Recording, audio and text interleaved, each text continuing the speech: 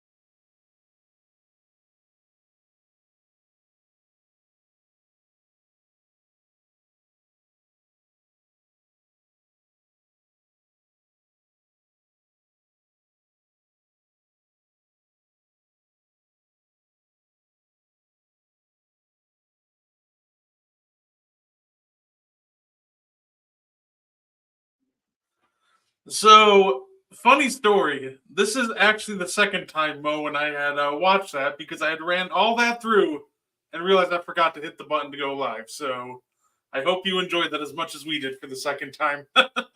Guess what? That means at some point we're gonna have a hell of a blooper reel. Right, absolutely. We're going to release that one day. It's going to be awesome. Not going to lie. So, of course, welcome back to the N1 podcast. I am your host, Guardy3.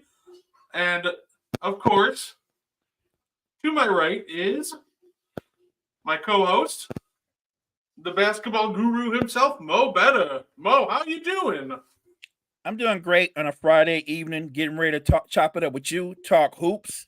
Look, nobody is above a flaw here and there. Every now and then there's a chink in the armor, but you know what? We turn around, we get it together, we persevere, we make it happen. And one podcast coming to you from the Wire to Wire Network. Let's get it. Yeah, no, absolutely. Of course, funny little slip up, but you know how we start, Mo? We got to start with some underrated player of the week clips. So, Mo, why don't you get us started? Who is your underrated player of the week this week? You know what? My underrated player of the week, I originally had somebody else, but I think I want to give flowers to somebody where you can actually see a big leap in his overall performance. More importantly, a giant development, a next level step in his shooting. So I'm gonna give a shout out to Dante DiVincenzo of the New York Knicks, formerly of the Golden State Warriors. Look, I'm just really impressed with the work that he's put in, the grind that he's put in, getting into the gym. Dante DiVincenzo right now is one of the top 3-point shooters in all the NBA. He's elevated his points per game by almost 8 points per game. So I just like to shout out guys who aren't necessarily household names or stars, but I love it that they put in the work to make themselves into important pieces or main cogs on a contending team like the New York Knicks. So shout out to Dante DiVincenzo for the work that he's put in and all that he's doing this season. Yeah, I loved him when he was in Milwaukee. I was really devastated back in 2021 when he went down with injury. It ended up working out in the end, but man, I say we got a underrated player of the week from Gene. We got Josh Hart. Josh Hart's a good one as well. Another one of them, the Connecticut guys, right? UConn.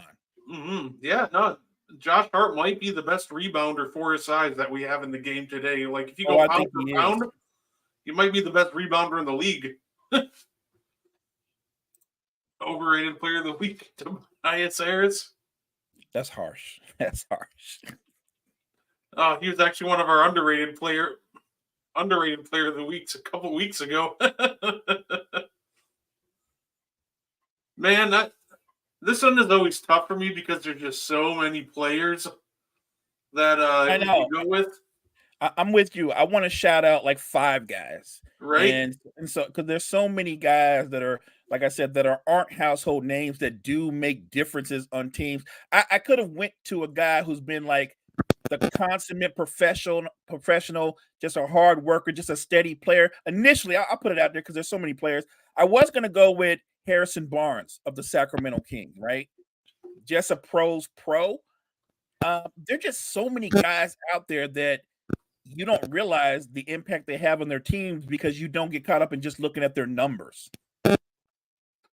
People always blast Harrison Barnes for that poor performance that he had in the 2016 finals.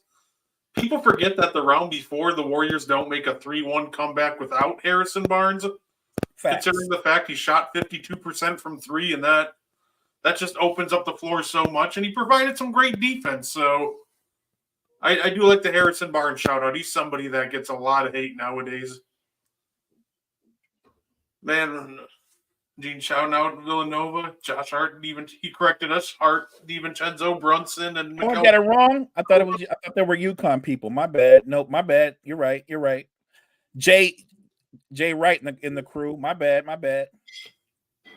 You know what's crazy? Who's your underrated player? Mine is an older player. I was watching some old Pistons games, and I decided to go with the legend himself, Big Shot Bob Chauncey Billups. Feel like when we talk about clutch players, Big Shot Bob doesn't get talked about enough, and not to mention. You mean Big Shot Billup? Big Shot Bob is Robert Horry. Robert Horry. Big Shot Billup.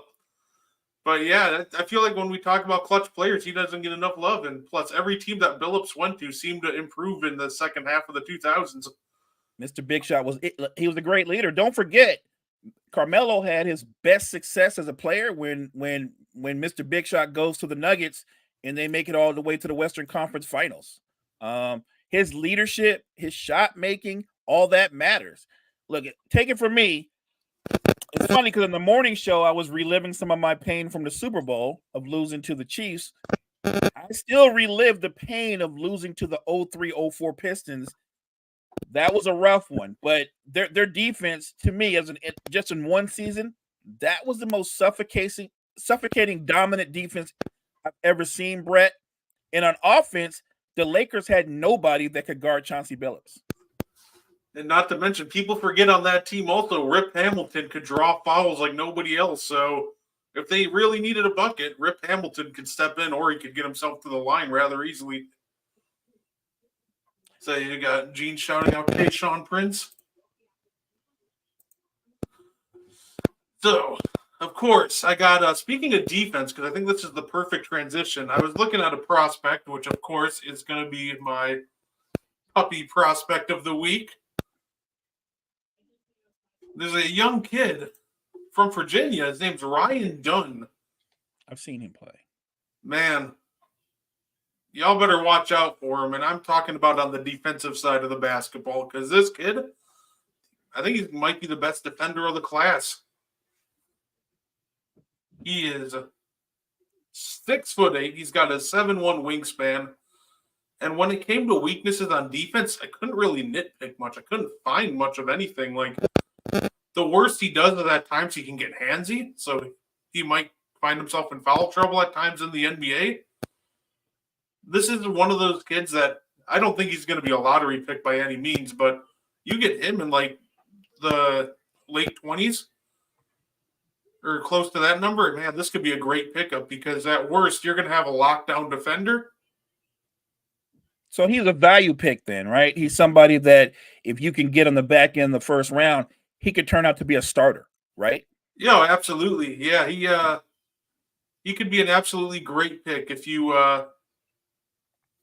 get him at the back end of the first round for sure. But man, if you watch this kid's defense, he could stick in the league a long time just off that alone because I couldn't really nitpick or find much of a weakness in his game.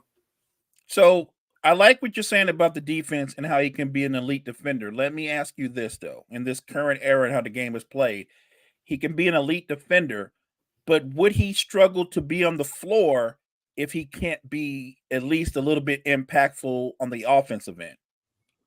Oh yeah, he's going to struggle to stay on the floor to start out his career in close games, just because that's an easy target. Because I made sure to add it here. For his career, he's a 52% shooter from the free throw line. He's only 20% from three. So until he shores that up, you're not going to see him in many offensive situations in close games. But at the same time, he's going to be a kid that very quickly he could find himself on the floor if the other team has one possession coming out of a timeout where you just need defense. So I think he's going to be a great pickup for a contender. And like you said, at the end of the day, he's going to go through the combine. He's going to go to summer league. I'm sure he's going to get a trainer. He's going to have to work on his shot for sure. At a minimum, he's got to improve on his free throw shooting, especially if he could be an elite defender and he's in the game in late game situations. Yeah, absolutely. Yeah, absolutely. Like, he's got nice size, so that is my puppy prospect of the week, and apparently that's Peanuts too. Well, I think she's co-signing on pretty much everything you said, so you're good. Right? So we'll get to do better with Mo Betta in a little bit, but Mo, I wanted to talk with you about something because, of course, we had a little bit of a skirmish after the end of a game this past week. Okay. Dennis Schroeder didn't like that Mike Conley decided to shoot a three. It was a 12-point game with 20 seconds left. The Brooklyn Nets still had all their starters in and were double-teaming Am. That's the only reason Mike Conley got the ball in the first place. So my question to you is, what did you think about that whole situation, and what do you think about just the unwritten rules in general? The unwritten rules have been in sports forever, right? And I thought my partner made a really good comment. The unwritten rules, we should just go ahead and write them, right? And make them official rules. Look, that was frustration. They lost that game. It wasn't like Mike Conley was trying to run up the score. The shot clock was getting ready to run down. I mean, yeah, he could have just dribbled it out, but he just shot it half-heartedly. And you know what I mean? You know what I mean? Like to me, Schroeder was being all up in his feelings, but like if you were that angry, if you were that passionate, then you should have played that angry and that passionate the 48 minutes that you had, right? You would have played better. You would have stopped them. You wouldn't be losing. It's not like anything Conley did changed the outcome of the game. It's not like, well, if Mike doesn't shoot or if he does shoot it, like you weren't winning. For sure you weren't winning. And you weren't winning because you didn't play well enough for it to matter late in the game. So I don't think Mike Conley, especially a guy like Mike Conley, who's not known for being petty or anything like that with his reputation, I think that Mike Conley within the NBA community probably has one of the highest reps in terms of his integrity and his professionalism as anybody in the league. So for Schroeder to try to be a tough guy in the moment, that's just Schroeder being Schroeder. He's a little bit overly sensitive and he was frustrated. Not to mention he lost his he got moved again, right? He got moved again. Yeah, I agree. I don't mind the unwritten rules to an extent, but in a situation like this, I think they're absolutely just annoying. Because, like, first off, you still have your starters in. So if you're really throwing in the white flag, why are they still in? Let me ask you this. What about when it's late in the game and let's say you're up 10, there's like a minute left, and the other team is still trying to make threes, they're still trying to be competitive, but they don't want you to score, right? They want you to jog it up and like I'm saying, like if you're done and you're not going to win or you're not, why do I'm not going to stop playing until you stop playing. That's the way I look at it. If I was a coach, I'm the coach that's going to be like, we're not going to stop playing. If you're gonna like concede and put in your bench players, then we'll stop playing. We'll put in our bench players. But even then, I'm not going to tell my bench players to not play hard. We're going to play hard all the time. You don't like it, stop it. Yeah, that's kind of where I was going with that too. Because if you have your starters in, you're still double teaming and doing all sorts of things. Like, what do you expect? The shot clock's running down. Just catch it, shoot it. Mike Conley, I believe, still has never received a tech in his entire career, so it's not like you're talking about some troublemaker. Correct. So I just thought that was so ridiculous by them. And like I said, they should be angry. The only person they should be angry with is themselves. If you don't want to lose that bad, put as much energy as you did into going after Mike Conley into your rotations, into defense. You shot 9 of 35 from 3. You put them on the line 13 more times than you. And is that Mike Conley's fault? No, it's not his fault that you guys played sloppy defense. You didn't get yourself open looks, and you lost the game. And look, on the flip side, you can look at the ending of the Detroit Knicks game, and Monty Williams had every reason to be upset, right? That's a completely different thing when DiVincenzo, who I just gave a shout out to for being underrated, does his best impression of Ronnie Lott and takes out the guy's legs, and there's a no call. So that's a completely different situation, and that's not one of those unwritten rules. That's supposed to be the rule. That's a damn foul. Plain as day, that's a foul. And it was amazing that in this era where we do replays, sometimes they do like 5 or 6 takes on one play to get it right, that nobody thought we need to go back and look at this. I mean, that when you have that kind of a bang bang play that late in the game, you might want to go back and look at that. Right, and to rub salt in the wound, they gave him an and one on Jalen Duren like immediately after. That was so messed up, right?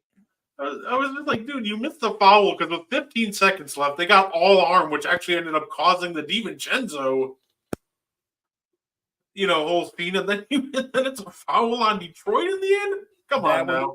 And look, I love Monty Williams' passion. I've heard people saying like, well, Monty doesn't really care. That was for a show. I disagree.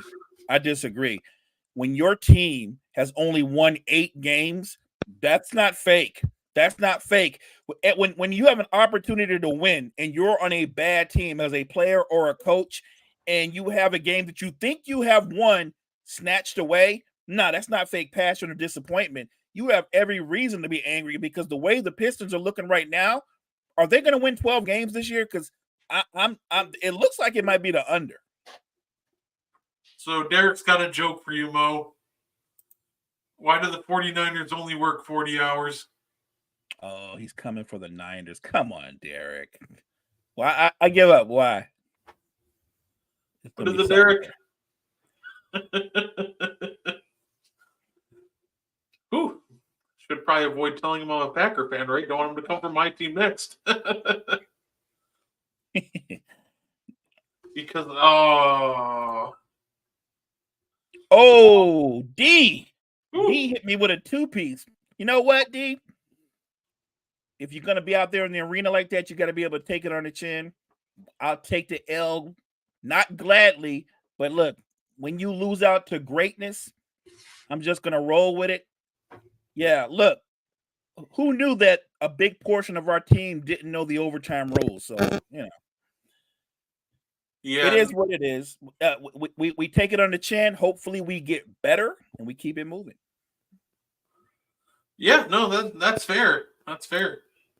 Yeah, no, fair enough, Derek. Always appreciate the interaction. That was a good one. That was. Yeah, no, that's a good one. And speaking of good ones, actually the opposite. Of course, Mo, we have to do it. We have to see who's got to do better with Mo Betta this week.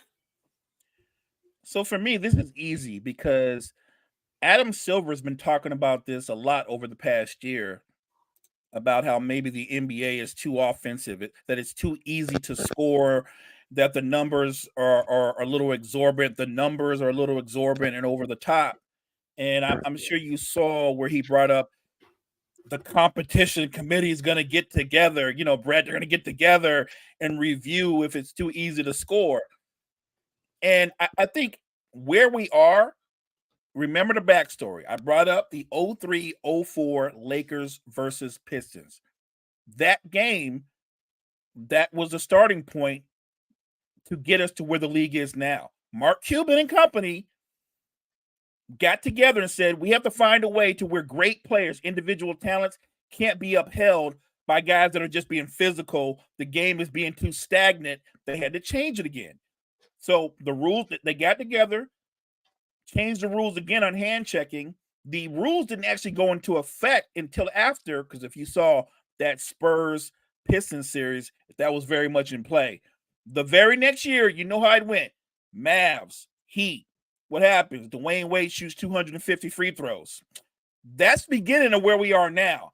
And I think, yes, the game was still somewhat physical, but as we've gotten along, and the officials have called it the way they actually want it called, I just think that there's such a big gap. Even if you went to Brett, how physical the game was back when the Celtics and the Lakers met in the '08 finals. Remember that? Mm-hmm. That was a fairly physical game. Well, here we are now, 16 years later, and guys are getting to the free throw line because guys are giving them mean stares or saying mean things to them. Like, I think you have to bring it back a little bit. You don't ever want to go back to hand checking.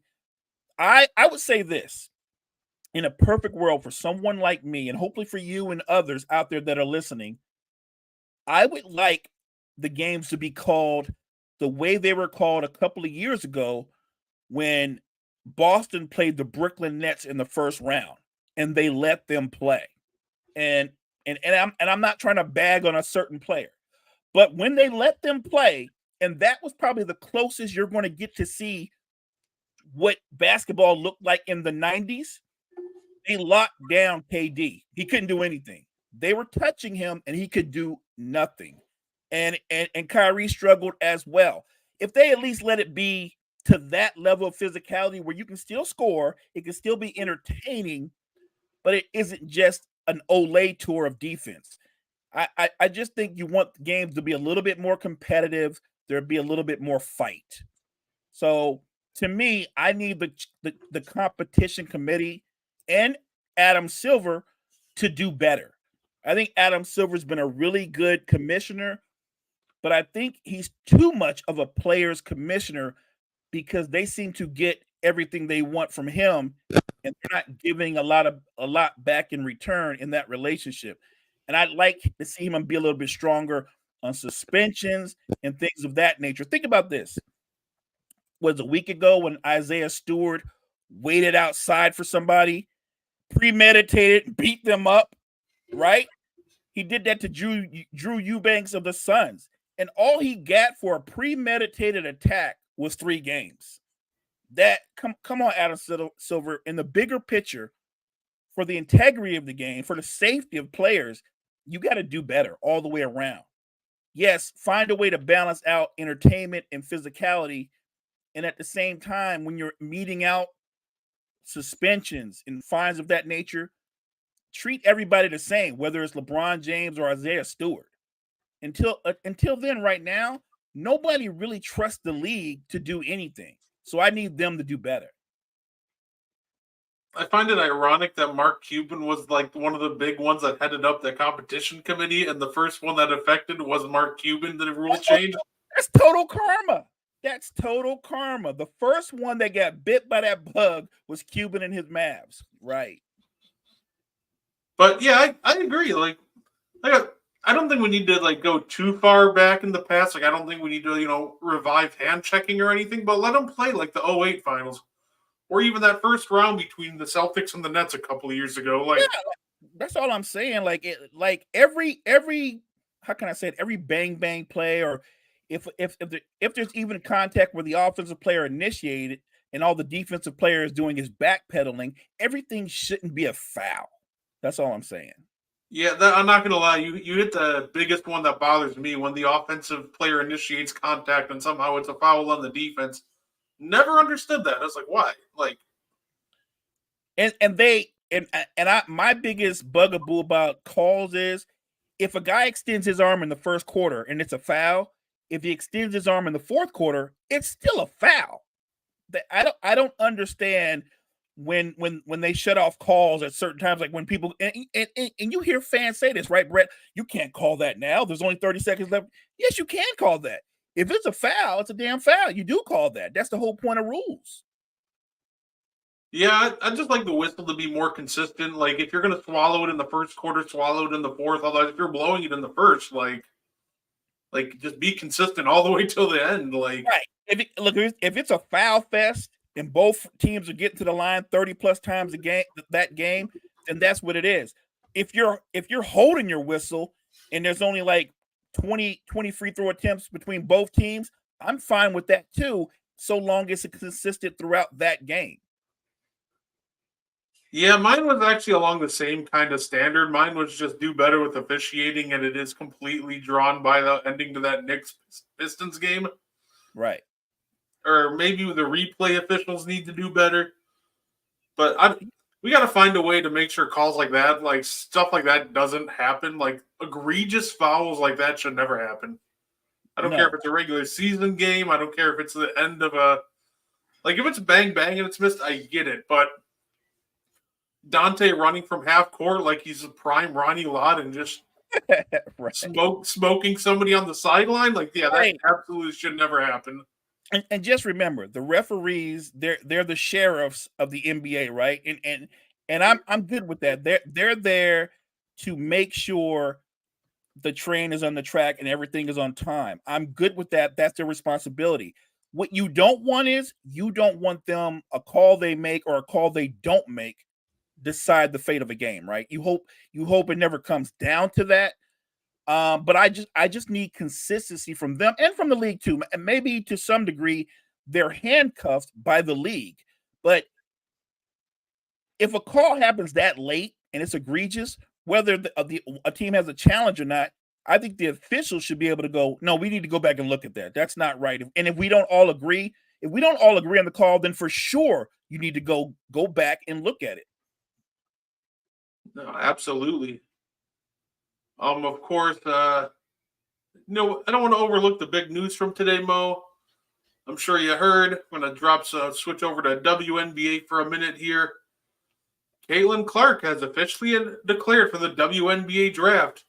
She is her last year, so I'm assuming she's going to go number 1 next year to the Indiana Fever. We should assume. I'm going to assume, unless if something absolutely like insane happens in the second half of this year. But yeah, no, I don't see anybody surpassing her. So congratulations to Caitlin Clark, and I hope that I can't wait to see how her career plays out.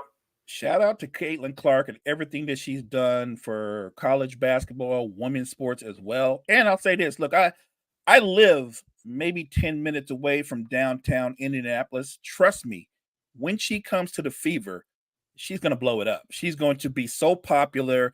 I think their attendance is going to rise. And if she's what we think she is, just as an individual talent, she's going to impact the league as a whole. Yeah, absolutely. I think she's already drawing a lot more eyes to the product. She could, I know it's a big ask. I know it's a big comparison, but she could absolutely be what Larry Bird and Magic were to the NBA. She could be that to the WNBA, just in the fact of bringing more, all those extra eyes and hopefully just bringing in more revenue. I'm not trying to put those expectations on her, but I think she could absolutely do that. You know what? Just from a competition standpoint, maybe when she comes in, she might find an instant rival, and maybe together as competitors, they can be the Larry and the Magic for the WNBA. Yeah, I think that's always the key. You got to find the rival that really piques the interest. So we'll see. It should be absolutely interesting. But yeah, congratulations to Caitlin Clark. And of course, we had some not so big breaking news in the NBA. The San Antonio Spurs buying out Marcus Morris Sr. So he's free to go to any contender he wants.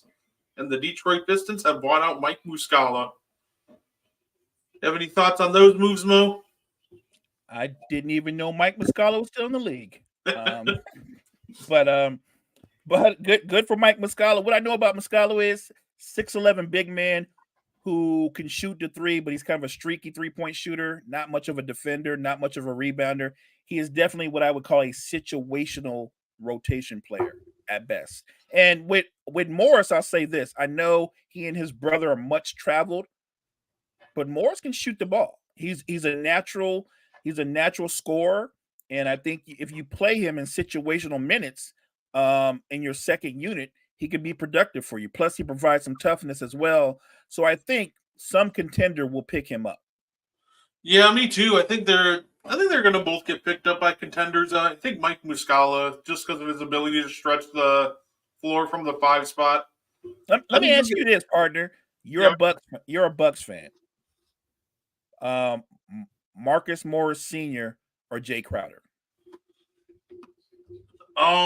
So it's so funny. I was thinking about that earlier, right? And I actually switched the players though. I was like, I will take Marcus Morris over Danilo Gallinari. Well, yeah, well, that's it. I got you. Yeah, if that was the matchup, that's an easier one. Look, I thought they brought in Gallinari more, obviously, because he has the ability to score and he can stretch the floor a little bit. But you're going to get into a series, and the floor is going to shrink. And in this era, we create mismatches. Who's Gallinari going to guard? Like, you already have struggles on defense. You want that guy in there to just make it that much worse? That the first game he played, I almost like cried a little bit because I looked at the substitutions and it was like Danilo Gallinari and Bobby Portis. I'm like, are we trying to make the slowest backcourt in the NBA? Like, thankfully they ran Giannis at center, so I was like, oh, thank goodness for that. But I think I would honestly pick Marcus Morris Sr. I just think his offensive scoring package is a little more diverse than Jay Crowder's, and he can shoot the ball just as well, if not better. I think. And that's the only reason I put it out there. Because if you wanted to say, well, Jay Crowder's a better defender, he is, but he's not. I would say that right now it's a lot closer because I don't think Jay Crowder is the defender that he once was. Yeah, absolutely. He's been slow to come back to. Before he got hurt, he was balling for us, but ever since that injury, he's been slow to come back around. So hoping by playoff time he finds that form he had earlier in the season when he couldn't miss. Well, Mo, we're gonna have fun now. This is the time to have fun It always is. because this is the part 2 where I think our viewers right now are gonna have some fun too. Wait a minute. Is this about the scorers? Yeah, the 2 best offensive players and 2 Oh, best defensive yeah. last week. Got you. This is gonna be fun for sure. So last week we did the top 2 defensive players by position. He said, "Have more fun." Have more fun. That's what we do around here, baby. This week we're going to be doing the top 2 offensive players by position. It can be in no particular order. So, if you guys would like, I think 2 positions are easy. To me, two positions. Now we're talking about guys all time, right? yeah, I think 2 positions are easy. You can debate some things, but for me, if we're saying who's the 2 greatest offensive point guards, I'm not talking about just shooting. I'm just talking about your impact on a game, right? That's what we're talking about. yeah. I'll go first. Magic Johnson and Steph Curry. Like that's easy in my eyes. Look, spoiler alert. I'll go to the 2 guard, Michael Jordan and Kobe Bryant. That's me. That's where I'm going. Now, it could get more interesting when you start talking about small forward and other positions. Like when you say best scorers, there's a perception about certain players. But when I hear best scorers, I'm thinking about your overall game as well. So I have to have LeBron as one of my small forwards because one, the guy's the all-time leading scorer. He is. He's the NBA's all-time leading scorer. And the biggest myth about LeBron James is the best thing he does is pass. And it's not. He's a terrific passer. But you're not the all-time leading scorer because you don't score first. The thing he does best is actually score. That's the reality of it. Now, it might not look as fluid as Kobe or as pretty as Durant or McGrady or something to that nature, but it's been proven to be as effective, if not more. That's me. I don't know who you have the guard spot, who you have the 2 guard spots, but I'm always interested, partner. Point guard, I got, Scott Skiles, 30 assist game. Wow. Oh, we're going there. Then I could have got what's the guy's name? John Sunwald or something like that. I think it's John Sunwald. Yeah, no, I agree. I don't think you can really argue the point guard and shooting guard. I think the fun starts at the forward and center position. Yep. I also have Magic, Steph, MJ, and Kobe. Most dominant player of all time. Not MJ, not Braun, not Walt, not Bird. It's Shaq. Yeah, I would agree most dominant, but most dominant's not the same as best, right? Like he was most dominant, especially in that 3-year run when obviously the Lakers three-peated and he put up those insane finals numbers. Like the man was putting up 38 and 16 with 3 blocks. Like he was just that elite, that dominant. So I do agree. In that pocket, in that run, Shaq was the most dominant. But if you were gonna say, I get you might have him as one of your centers. You might have him as one of your centers. I wouldn't, but that's why we have these conversations. Yeah, no, absolutely. And then I'll just go right ahead with my first small forward because it is LeBron James. Because obviously with LeBron, I think I agree. Scoring really just opens up his playmaking, which he's also elite at. And that's the thing I always look for with a conversation of best offensive player. It's not who's the most dominant. It's just not about who's just the best scorer, who's the best playmaker, who's just the best all around offensive player. And I think by far at the small forward position, it's LeBron James. I'm with you. Like I said, I think LeBron is one of the great passers in NBA history, but I don't think passing.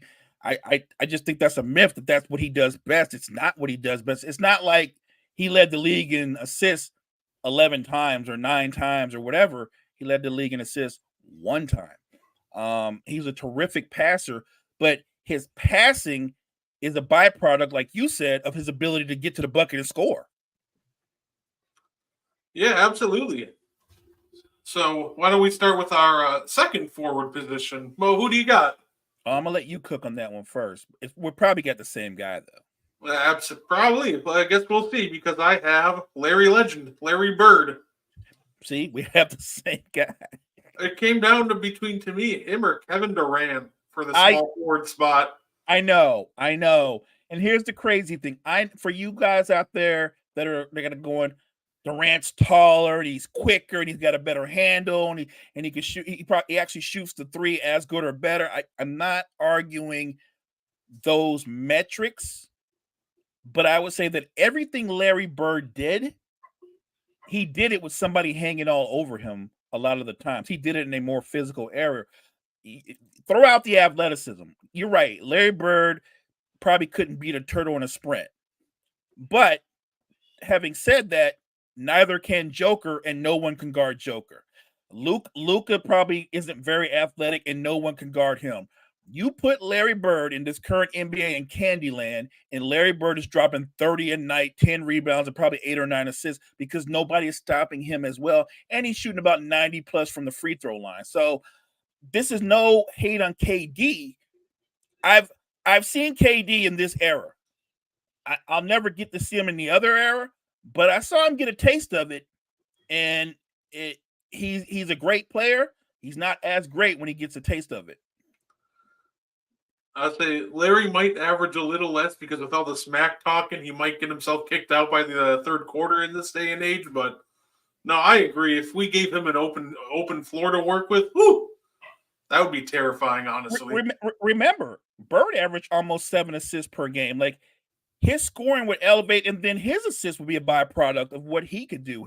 It's crazy high basketball IQ, like LeBron James. Effective in the post, terrific rebounder. And by the way, as a byproduct, I have LeBron and Larry Bird as my forwards. You do as well. If I say Kevin Durant is behind those two guys, that's not a slight. That's still talking about how great he is. It's not a slight. I just don't have him ahead of them. Yeah, and honestly, to just give even in the conversation as those two is a tall task. Like most guys don't even get close enough to be in the conversation, but the fact that it actually made us think about it, that just shows how great KD is. I had a conversation the other day, and I was talking about how great KD is. And out of nowhere, they said, what was that name? They brought up John Havlicek, and I was like, honestly, man, I didn't see him play, and I'm I'm older than you guys. I'm your OG, and I'm not that old. I didn't get to see him. I've heard of him. I certainly know about his numbers and what he accomplished. He's an 8-time NBA champ. I know all that stuff. I don't doubt that he's a great player. But it's kind of that deal with Wilt. It's kind of that deal with Russell. It's kind of that deal with the big old Oscar Robertson. We acknowledge that they were iconic and great. And I never want to disrespect guys like that, but if you're playing back in the days before color TV, it's kind of hard for me to like really gauge you. And I don't want to diminish you in JJ Redick style and go, you were playing against plumbers. I'm not doing that. I'm not into that. I acknowledge that they're great.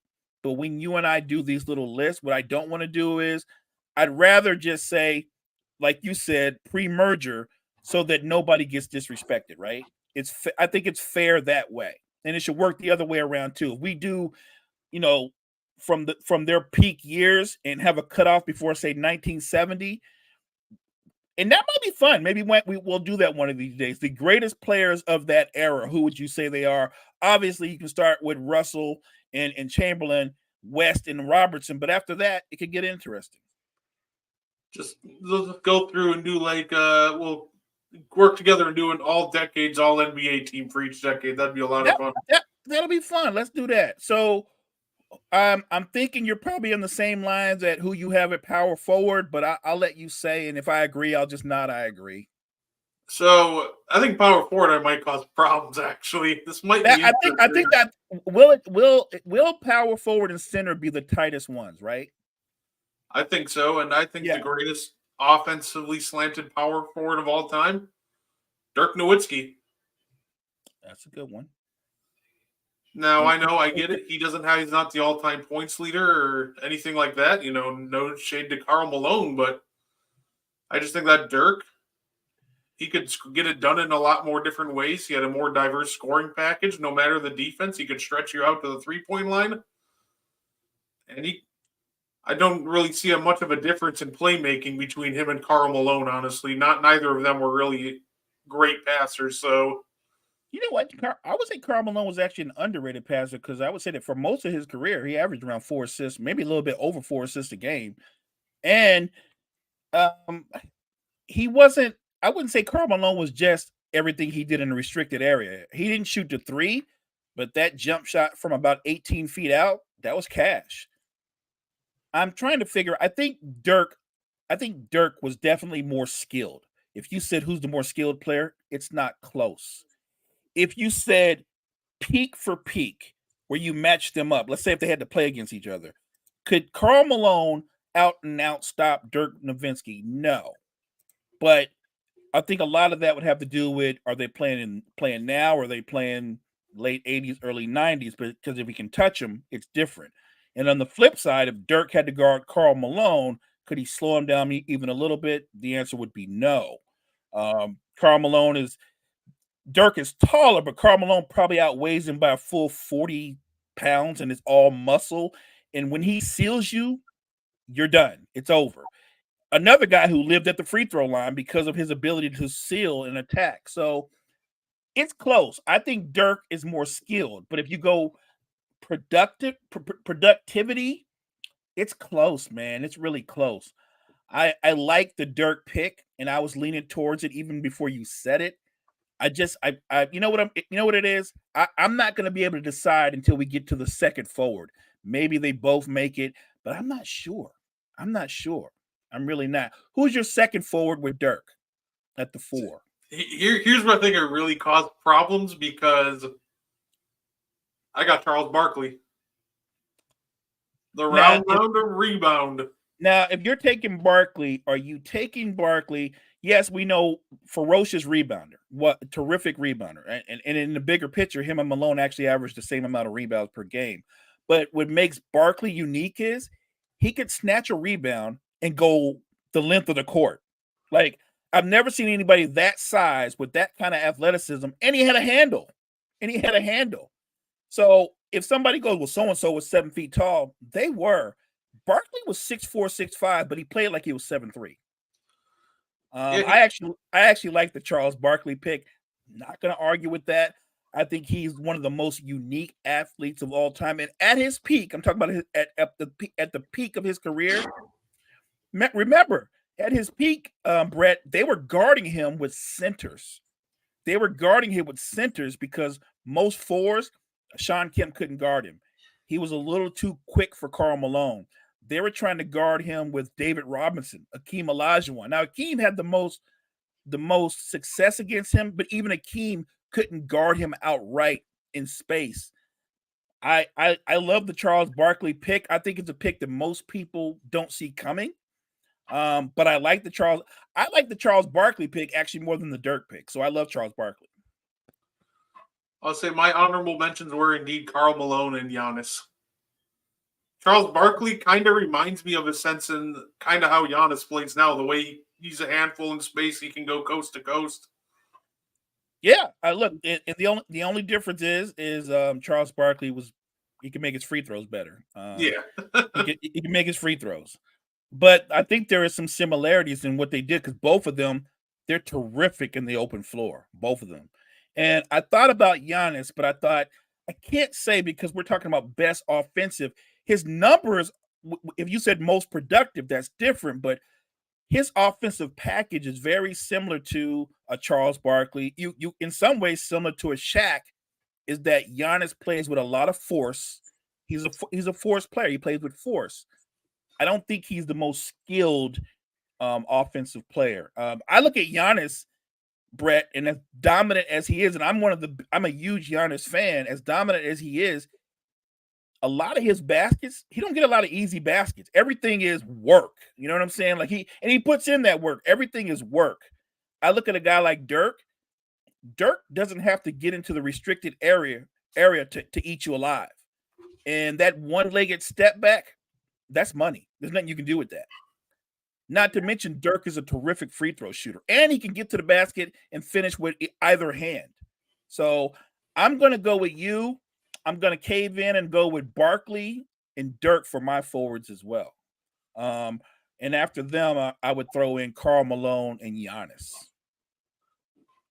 Yeah, that's kind of what I loved about Dirk too. It's just how I don't know if I've seen anybody that was as money as him then in the mid range. Like he's right up there with the all time greats in the mid range, and it just doesn't matter where you put him on the court. He can score efficiently from anywhere, and that's kind of where. And I look, I love D Wade. D Wade is a monster, but Dirk was literally 200 free throws away from being a 2-time champ. 96 free throws in 6 games is still the most insane thing I've heard in a while. And I'm not gonna lie, in the moment as I'm watching the series, because I was caught up in Dwayne Wade. I mean, I just thought his ability to attack the basket, his step back, the way he played defense, I marveled at that. And at the same time, he kept going to the free throw line. Even I got to the point where I was like, that was a foul? Although, a fun fact about Giannis, guess in the clutch, he's shooting 75% from the free throw line this year. That's big. That's big. Like he cannot hit his free throws in the first 3 quarters, but in the last 5 minutes this year, he's been hitting them at a good rate. Look, I've said this about Giannis for years. A lot of people think that he has to become a great 3-point shooter. I would push back on that. No.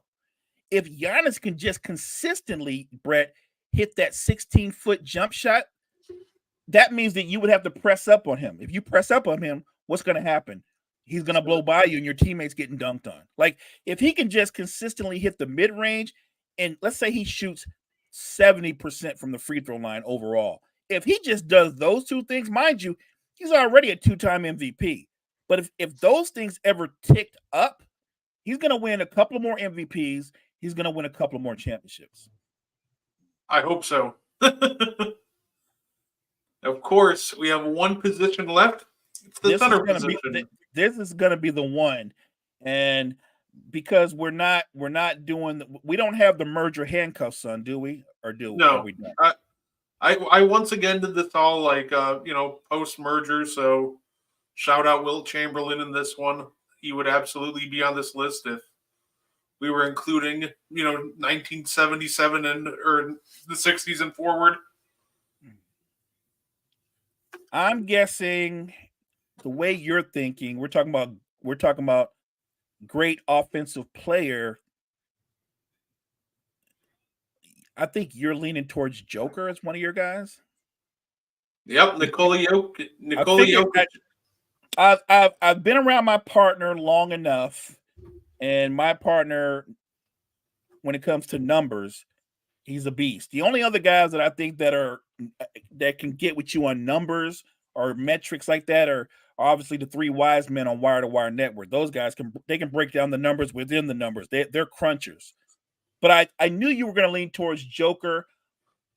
I don't disagree with Joker. Here's where it gets tough because we are talking all time. And a part of me goes, if we're going all time and just talking about what you can do as a scorer, as an offensive player, where would Embiid rank? Because isn't Embiid in his own right kind of unguardable when he's at his best?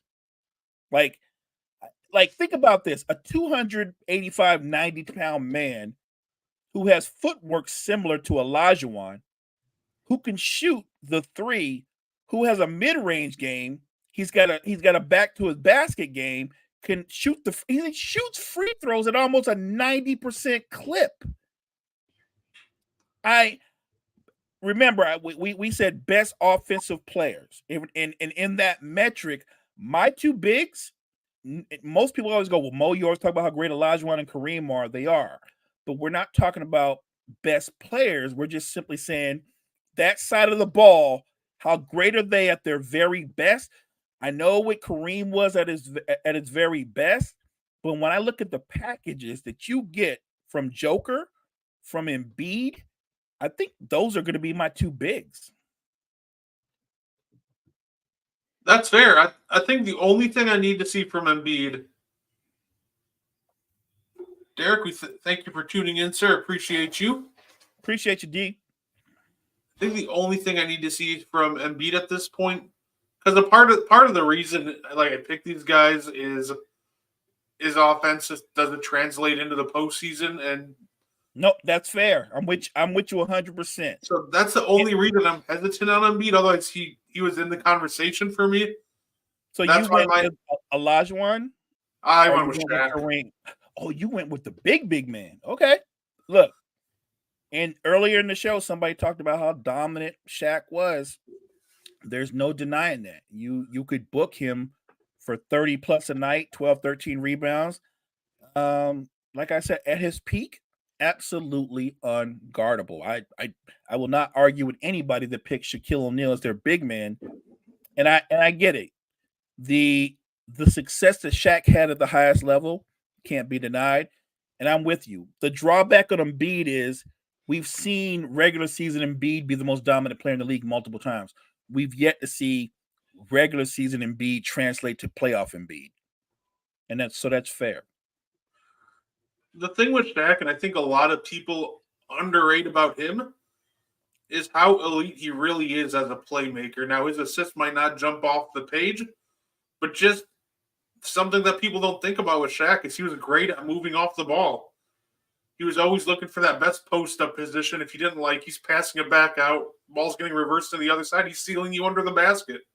And that caused a lot of chaos for this defense. So he didn't necessarily, pass to free people up, but at the same time, just the way he was always moving for the best spot, bullying the center and just sealing him underneath the basket, that caused so much chaos. That's giving everybody easy looks because everybody's worried about what Shaq's doing underneath. I'm with you. So if we're gonna do it that way, then I'm gonna amend my pick. I'm gonna demote Embiid. He should be like the fourth or fifth guy because of that. I'll replace him with prime Kareem. Because of what Kareem could do. I think that I always tell people I didn't get to see him play, but that's why you have YouTube, because you literally can type in Kareem Abdul-Jabbar Milwaukee Bucks, or you can type in young Kareem, and they have highlights of what I think they watered him down to he shoots the skyhook. But if you saw what he did as a young talent with Milwaukee, he outran not just the centers, he was outrunning forwards. And He had a face-up jump shot, and he put the ball on the floor and drove to the basket. Like Kareem Abdul-Jabbar, don't forget his first year in the league, Brett. What did he do? He led them to the conference semis as a rookie. The next year in the league, they bring in Oscar Robertson, who's past his prime, but still a real good player, and Kareem takes them to the NBA Finals, and they win it all. He took the Bucks to 2 finals, won 3 MVPs with the Bucks. In the first 6 years of his career, I think he averaged like 30 points, 16 rebounds, almost 5 assists. And I think the first 4 years of his career, 5, they didn't record blocks. But when they started recording blocks, he was averaging over 4 blocks a game for like a 5-year period. I'm just saying, as an offensive talent, and then you factor in he's probably got the most dominant finishing move ever. Yeah, I'm gonna have to put Kareem right there with Joker, even though they're very different players. Yeah, Kareem was special, and I think that's a big reason why when he went out with an injury and Magic replaced him at center, a lot of people didn't think they could pull it off without Kareem, but Magic showed us how special he was that night. It was, and look, Magic had 42, 15, and 7. It is one of the great finals performances, especially when you factor in that the guy was a rookie. He was a rookie and he did that.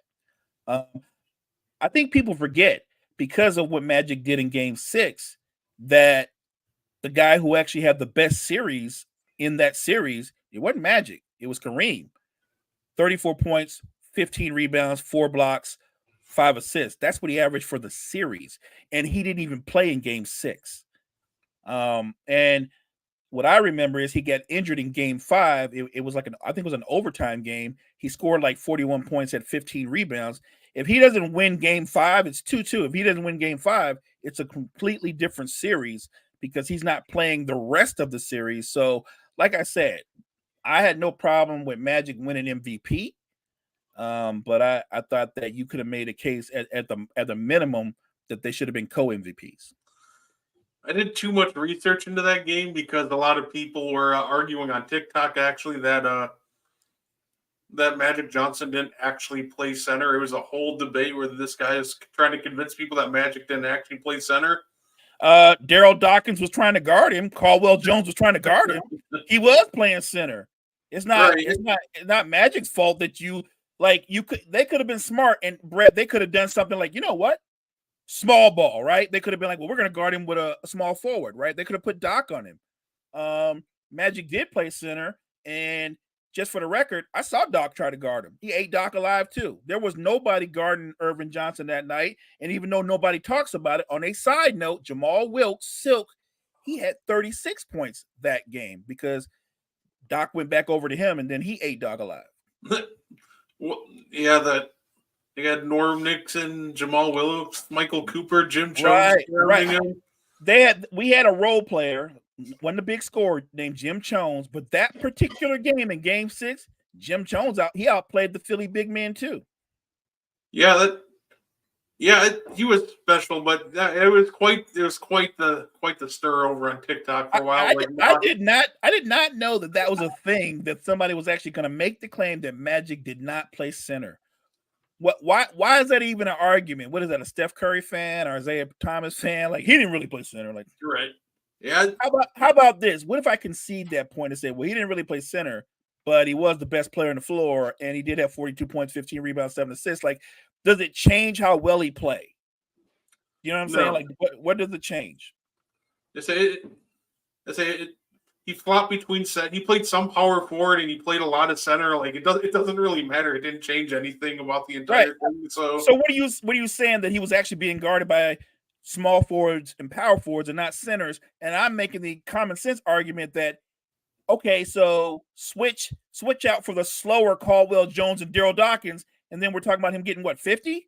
Come on, man. Fall back. Stay in reality. That is our greatest offensive players. I was about to say, we're gonna get on out of here. That's all the time we have for today, and that's all we got for you. But if you want to hear our greatest 2 best players at every position, make sure you rewatch the show. Tune in. Mo, do you have anything that you'd like to add? Appreciate you guys so much for joining Brett and I tonight. Appreciate everybody that's showing us support and love in the chat. Thank you so much. Check out all the great content that we have at the Wire to Wire Network. Give us a like. Obviously, give us a listen, a sub, a follow. Any support you give us is much appreciated. Wire to Wire Network. Check us out. We thank you, everybody, for tuning in, and y'all have a great night. Thank you for tuning in to the And One podcast. If you like our content, you can find more on the Wire to Wire Podcast Network on YouTube, Facebook, and Spotify. Want more And One? Find it on Wire to Wire. Like and share our Facebook page and join the And One Discord. Grab the link to join from our Facebook. Thank you for tuning in and have a wonderful day.